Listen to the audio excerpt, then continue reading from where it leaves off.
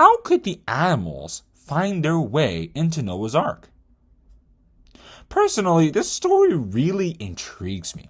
How did animals just know that they were supposed to enter the ark? Before we begin the fun of finding answers, let's first of all refresh our memory of what actually happened in Genesis chapter 7, verses 7 to 9. And Noah went in, and his sons and his wife and his sons' wives with him into the ark because of the waters of the flood, of clean beasts, and of beasts that are not clean, and of fowls, and of everything that creepeth upon the earth. There went in 2 and 2 unto Noah into the ark, the male and the female, as God had commanded Noah. Like I said, this story really fascinates me. But there was another story in 1 Samuel chapter 6 that I remembered, and I want to share it with you in case it might, connect any dots for you. In that account, the Philistines were set on returning the ark of God after they suffered greatly for it. And to do so, they set it on 2 cows, but made sure the cows' young ones were left behind to see if it was really God who caused the suffering. If it was God who did it, the cows would leave their young ones behind, which was against normal animal behavior, and bring the ark to Beth-shemesh without guidance. If their suffering was a coincidence, though, the animals wouldn't go anywhere. Interestingly enough, the cows left their young behind and went straight to Beth-shemesh without turning to the right hand or to the left, to use Bible language. For similarly unusual animal behavior, see Numbers chapter 22 verses 21 to 33, 1 Kings chapter 13 verse 24, and Matthew chapter 8 verses 28 to 34. Obviously, animals don't naturally enter a shelter they're not used to, like Noah's Ark, or leave their young ones behind to perform a kind of mission. So, maybe it's that the spirits are able to influence animals. And once these animals are under the influence, so to speak, they begin to comply with the will of God, almost unconsciously.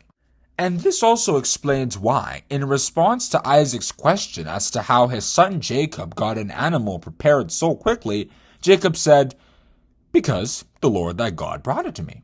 Genesis chapter 27, verse 20. Now, am I making a video of this just because of the animals? Well, not exactly. As Paul said when speaking about a law about animals from the book of Exodus, "For it is written in the law of Moses, Thou shalt not muzzle the mouth of the ox that treadeth out the corn." Doth God take care for oxen, or saith he it altogether for our sakes? For our sakes, no doubt, that is written, that he that ploweth should plow in hope, and that he that thresheth in hope should be partaker of his hope. 1 Corinthians chapter 9, verses 9 and 10. Thus, the really cool part is that this might just symbolize how we as Christians come to God too. Let me explain what I mean by that. Earlier, I mentioned how the spirits are able to influence animals so that they go against their natural instincts and act in a way that will further God's purpose. Well, the Bible tells us that God Almighty has the power to call human beings, so that despite what lives they were living before, they'd live according to his will. This explains why Paul thanked God for the willing submission of the Thessalonians to his gospel in 2 Thessalonians chapter 2, verse 13. "But we are bound to give thanks always to God for you, brethren, beloved of the Lord, because God hath from the beginning chosen you to salvation through sanctification of the Spirit and belief of the truth."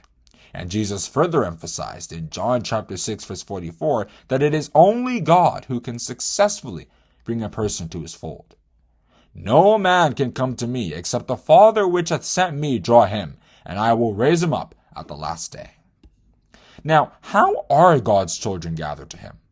Well, it's through the gospel message, and in the Bible it's sometimes symbolized by a trumpet that is sounded, and it is those who God has called who will hear its sound and respond. "And he shall send his angels with a great sound of a trumpet, and they shall gather together his elect from the 4 winds, from one end of heaven to the other." If you read Matthew chapter 24, verse 31. What's more, the psalmist said, "Blessed is the people that know the joyful sound. They shall walk, O Lord, in the light of thy countenance." That's Psalm 89, verse 15. And if we're familiar with the New Testament, we'll remember that Jesus would often say, "Who hath ears to hear, let him hear." See Matthew chapter 11, verse 15, chapter 13, verse 9, and verse 43 as examples. Isaiah the prophet declared that in the last days there would be such gathering of God's people.